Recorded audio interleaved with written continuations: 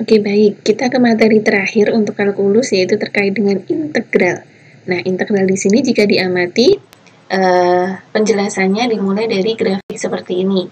Misal kita ingin menghitung luasan dari suatu kurva, kemudian didekati dengan kita membaginya menjadi kotak-kotak atau persegi panjang yang melintasi daripada kurva. Di sini misal ada kurva yang gambar merah, kemudian didekati dengan pendekatan besar ini.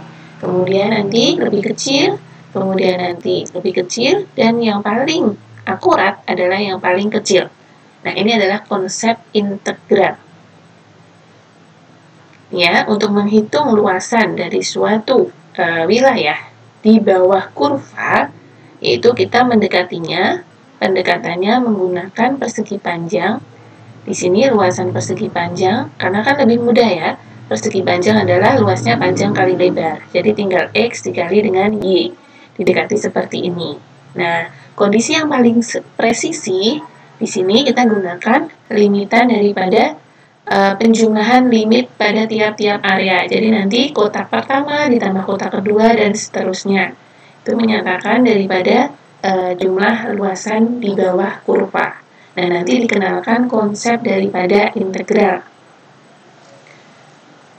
Nah, di sini sebagai pengantar, konsep integral ini dimulai dengan kita menjelaskan terkait dengan luasan dan jarak di bawah suatu kurva, yang mana mengenalkan ide dasar dari integral tertentu. Nah, mulai dari poin 5.1, ini berdasarkan area, yaitu luasan dan jarak. Nah, di sini dikenalkan bagaimana kita menyelesaikan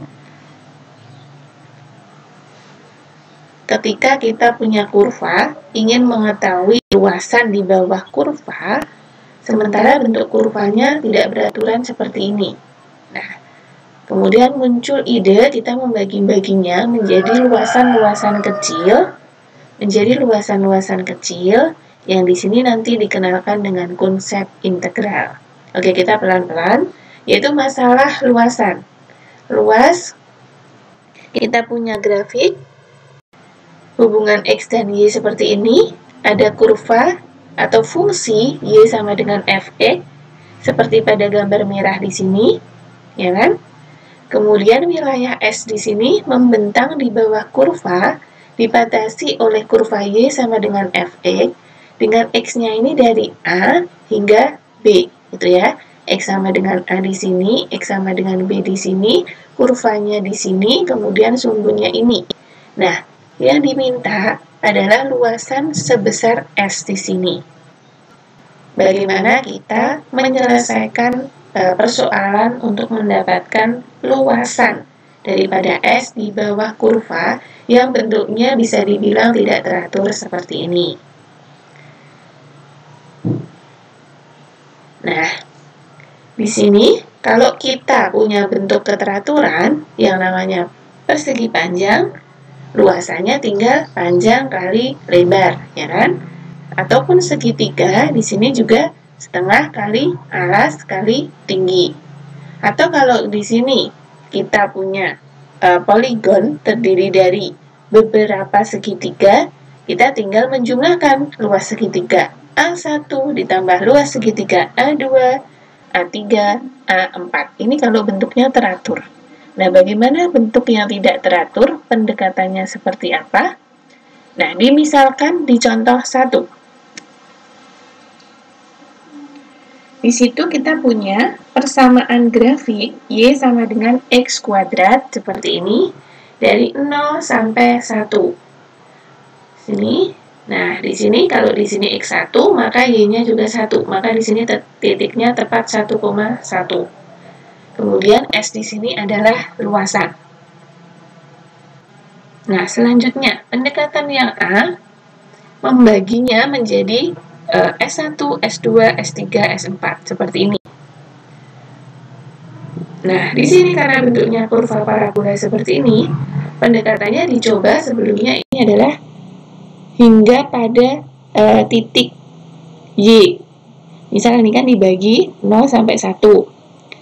Di sini ada setengah, di sini 1/4, di sini 3/4. Maka di sini ketika X-nya dimasukkan 1/4, Y-nya adalah 1/4 kuadrat, 1/8. Jadi di titik ini nanti adalah 1/8. Kemudian di titik ini adalah dengan batasan antara di sini punya 1/4 ke setengah. Maka di sini Y-nya bisa diketahui.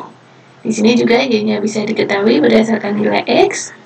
Di sini juga. Nah, kalau digambarkan, ternyata persegi panjangnya ini melintasi di luar kurva. Oke, pendekatannya berarti kurang akurat. Selanjutnya,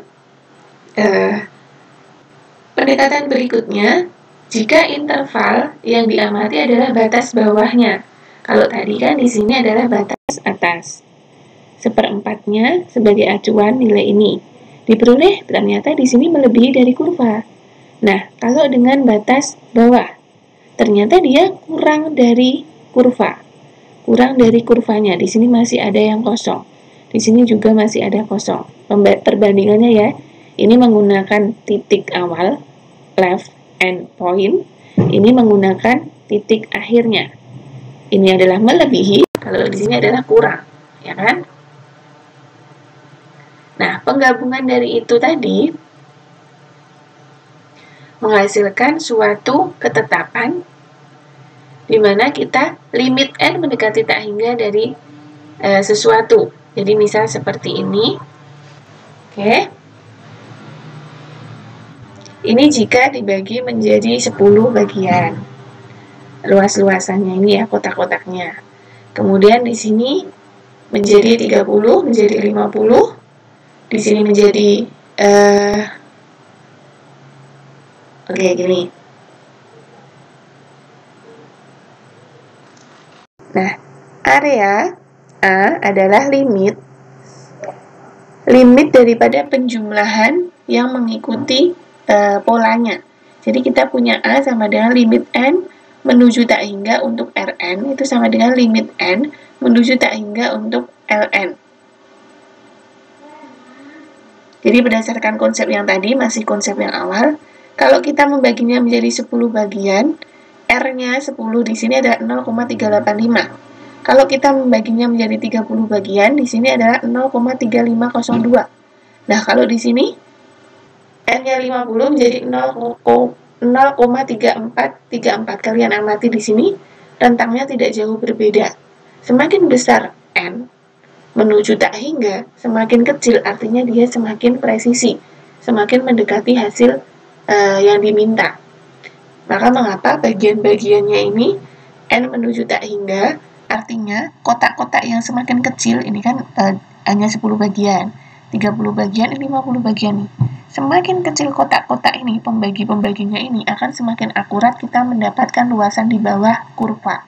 Makanya konsepnya dikenalkan limit daripada N menuju tak hingga, semakin besar, semakin banyak kotak-kotaknya ini, artinya luasannya semakin akurat untuk hasilnya.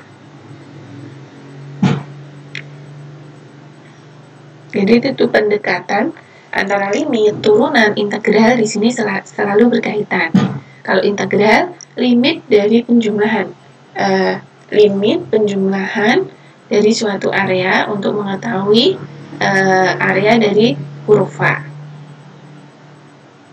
Nah, di sini ya, definisinya, area A dari suatu daerah S yang dia itu membentang di bawah suatu grafik.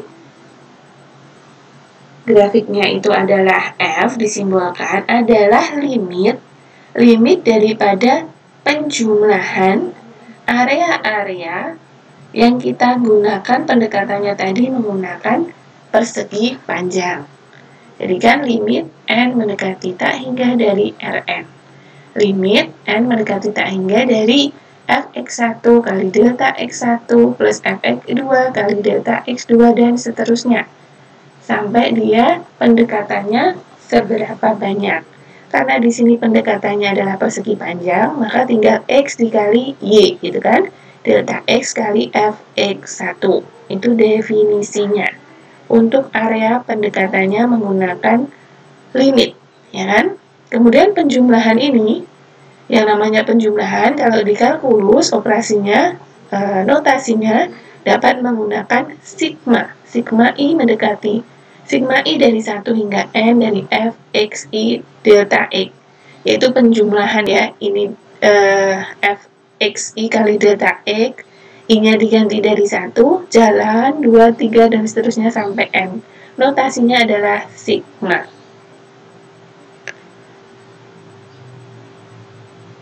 Oke, ini contoh-contoh, Ibu rasa bisa diamati, bisa dipelajari. Nah, ini penjelasan berdasarkan jarak. Kalau tadi luasan, di sini jarak. Kalau di fisika kita punya kecepatan adalah jarak dibagi waktu. Kelajuan adalah jarak dibagi waktu, maka jarak adalah kecepatan dikali dengan waktu.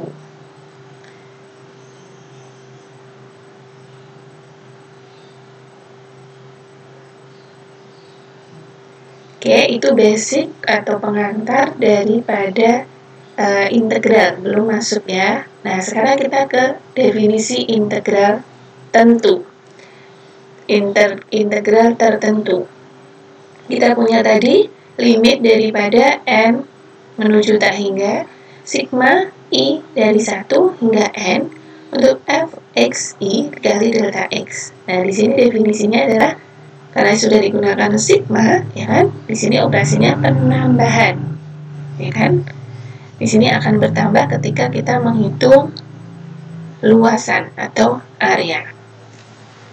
Nah, kondisi ini tadi yang kita kenalkan limit penjumlahan, inilah yang disebut dengan integral. Integral tentu dari fungsi f untuk batasan a sampai b dituliskan seperti ini. Simbol atau notasi seperti ini dibaca integral ya. Integral dari a sampai b untuk fungsi f, e, dx. Definisinya adalah limit n menuju tak hingga sigma f x kali delta x. Oke, diamati masih kaitan dengan limit yang kita bisa bawa ke turunan di pertemuan sebelumnya.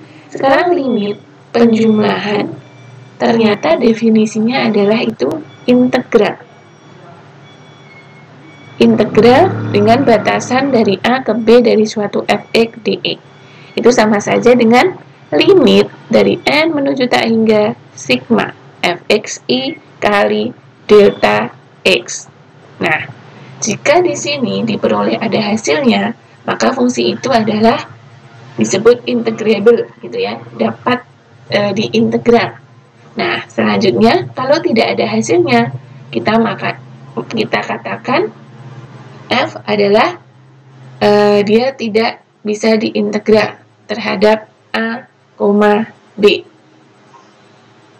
Oke, jadi tadi sejauh ini pengantar integral tadi dimulai dari luasan, ya kan? Kita menghitung luasan itu ternyata bisa limit daripada penjumlahan luasan-luasan kotak-kotak. Ketika kita ingin menghitung luasan dari kurva. Ternyata definisi seperti itu, limit seperti itu, dalam kalkulus adalah integral.